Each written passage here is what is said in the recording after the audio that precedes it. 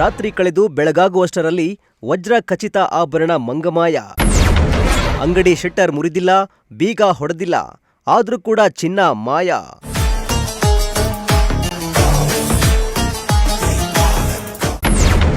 CC camera ದೃಶ್ಯ ಕಂಡು full shock ಆದ ಜ್ಯುವೆಲರಿ ಶಾಪ್ ಮಾಲೀಕ. ಸಿನಿಮಾ ಕಥೆಯನ್ನ ಮೀರಿಸುವಂತಿದೆ ಜ್ಯುವೆಲರಿ ಶಾಪ್ನ ಕಳ್ಳತನ ಕೃತ್ಯ.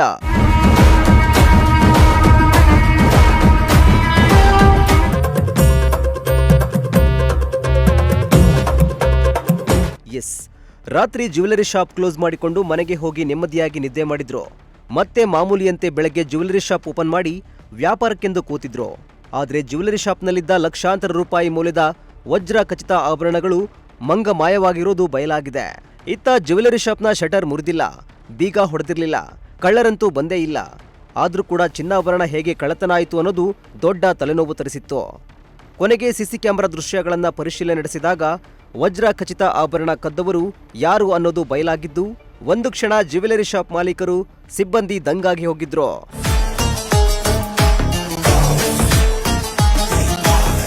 ಹೌದು, ಈ ಜ್ಯುವೆಲರಿ ಶಾಪ್ನಲ್ಲಿ ಕಳ್ಳರಿಲ್ಲದೆ ಕಳ್ಳತನ ನಡೆದಿರೋ ಕೃತ್ಯ ಥ್ರಿಲ್ಲರ್ ಸಿನಿಮಾ ಕಥೆಯನ್ನ ಮೀರಿಸುವಂತಿದೆ. ಕಿಚ್ಚ ಸುದೀಪ್ ಅಭಿನಯದ ಈಗ ಮೂವಿ ನೋಡಿದ್ದೇವೆ. ಅದರಲ್ಲಿ ಒಂದು ನೊಣ ಏನೆಲ್ಲ ಮಾಡುತ್ತೆ ಅನ್ನೋದನ್ನ ನೋಡಿದ್ದೇವೆ. ಆ ಸಿನಿಮಾ ನೋಡಿದ್ಮೇಲೆ ಇದೆಲ್ಲ ಸಿನಿಮಾ ನಿಜ ಜೀವನದಲ್ಲಿ ಇದೆಲ್ಲ ಆಗುತ್ತೆ ಅಂತ ಅಂದ್ಕೊಳ್ತೀವಿ. ಆದ್ರೀಗ ಇಲ್ಲೊಂದು ಇಲಿ ಜ್ಯುವೆಲರಿ ಶಾಪ್ನಲ್ಲಿ ಚಿನ್ನಾಭರಣವನ್ನ ದೋಚಿದೆ ಅಂದ್ರೆ ನೀವು ಆಶ್ಚರ್ಯಪಡ್ತೀರಾ. ಆದ್ರೆ ಇದು ಸತ್ಯ. ಅಷ್ಟಕ್ಕೂ ಈ ಇಂಟ್ರೆಸ್ಟಿಂಗ್ ಕಳ್ಳತನ ಬಯಲಾಗಿರೋದು ತುಮಕೂರು ನಗರದಲ್ಲಿ. ನಗರದ ಪ್ರತಿಷ್ಠಿತ ಜ್ಯುವೆಲರಿ ಶಾಪ್ಗಳಲ್ಲಿ ಒಂದಾದ ವಿಶ್ವಾಸ್ ಜ್ಯುವೆಲರಿ ಶಾಪ್ನಲ್ಲಿ ರಾತ್ರಿ ಕಳೆದು ಬೆಳಗಾಗುವಷ್ಟರಲ್ಲಿ ಸುಮಾರು 50 ಗ್ರಾಂಗೂ ಅಧಿಕ ತೂಕದ ವಜ್ರಖಚಿತ ಉಂಗುರ ಹಾಗೂ ಸರಗಳು ಸೇರಿದಂತೆ 10 ಲಕ್ಷ ರೂಪಾಯಿ ಮೌಲ್ಯದ ಆಭರಣಗಳು ಮಾಯವಾಗಿತ್ತು. ಮೊದಲು ಯಾರೋ ಕಳ್ಳರು ಬಂದು ಚಿನ್ನಾಭರಣ ದೋಚಿದ್ದಾರೆ ಎಂದು ಅನುಮಾನ ಬಂದಿದ್ದು, ಜ್ಯುವೆಲರಿ ಶಾಪ್ ಮಾಲೀಕರು ಹಾಗೂ ಸಿಬ್ಬಂದಿ ಆತಂಕಕ್ಕೆ ಒಳಗಾಗಿದ್ರು. ಆದ್ರೆ ಅಂಗಡಿ ಶಟರ್ ಮುರಿದಿರಲಿಲ್ಲ. ಇನ್ನು ಕಳ್ಳ ಹೇಗೆ ಬರ್ತಾರೆ ಅನ್ನೋದು ತಲೆನೋವಾಗಿತ್ತು. ಹೀಗಾಗಿ ಪೊಲೀಸ್ ಠಾಣೆಗೆ ದೂರು ನೀಡುವ ಮುನ್ನ ಜ್ಯುವೆಲರಿ ಶಾಪ್ ಮಾಲೀಕರು ಸಿಸಿ ಕ್ಯಾಮೆರಾ ದೃಶ್ಯಗಳನ್ನ ಪರಿಶೀಲನೆ ನಡೆಸಿದ್ದು, ದೃಶ್ಯ ನೋಡಿ ಮಾಲೀಕರು ಹಾಗೂ ಸಿಬ್ಬಂದಿ ಅಚ್ಚರಿಗೊಂಡಿದ್ದಾರೆ.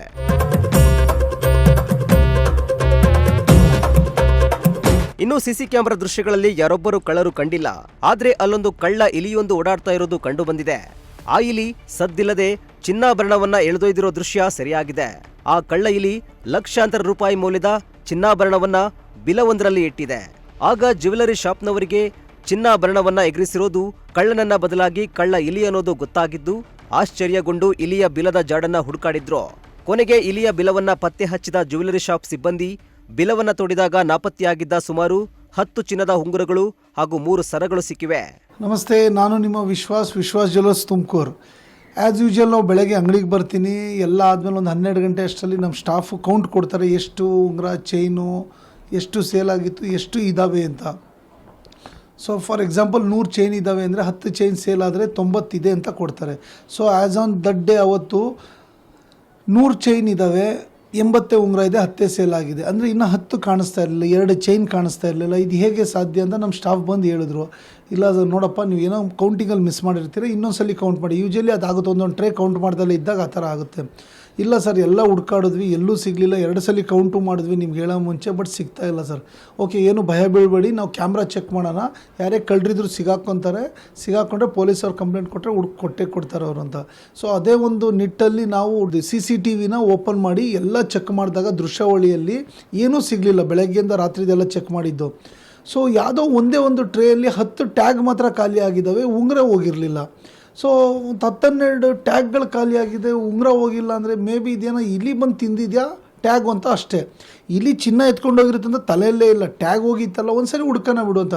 ನೈಟೆಲ್ಲ ನೋಡುವಾಗ ಅದು ಬೆಳಗಿನ ಜಾವ 4-4:15 ಟೈಮಲ್ಲಿ ಒಂದು ಇಲಿ ಬಂದು ಒಂದು ಉಂಗುರ ಎತ್ಕೊಂಡು ಹೋಗುತ್ತೆ. ಸೊ ಆ ಉಂಗುರ ಎತ್ತಿದ ಮೇಲೆ ನಾವು ಅದ್ರ ಹಿಂದೆ ನೋಡ್ಕೊಂಡು ಹೋದ್ವಿ ಎಲ್ಲೆಲ್ಲಿ ಏನು ಅಂತ. ಸೊ ಅಲ್ಲೊಂದು ದೊಡ್ಡ ಹೋಲ್ ಇತ್ತು, ಆ ಹೋಲಿಂದ ಕೆಳಗೆ ಎಳ್ಕೊಂಡೋಗಿ ಎಲ್ಲ ಬಿಸಾಡಿದೆ. ಅದು ಅಲ್ಲಿಂದ ಎಲ್ಲೆಲ್ಲೋ ತೊಗೊಂಡೋಗಿದೆ. ನಮ್ಮ ಕಾರ್ಪೆಂಟರ್ ರಾಜು ಅಂತ ಇದ್ದ, ಅದನ್ನು ಫುಲ್ ಕಟ್ ಮಾಡಿಸಿ ಒಂದು ಕಡೆ ನೋಡಿದ್ರೆ ಅಲ್ಲೇ 2 ಉಂಗುರ ಸಡನ್ನಾಗಿ ಸಿಕ್ಕೋದು. ಸೊ ಇದು ಕನ್ಫರ್ಮ್ ಆಯಿತು, ಇದ್ರದ್ದೇ ಕೆಲಸ ಅಂತ.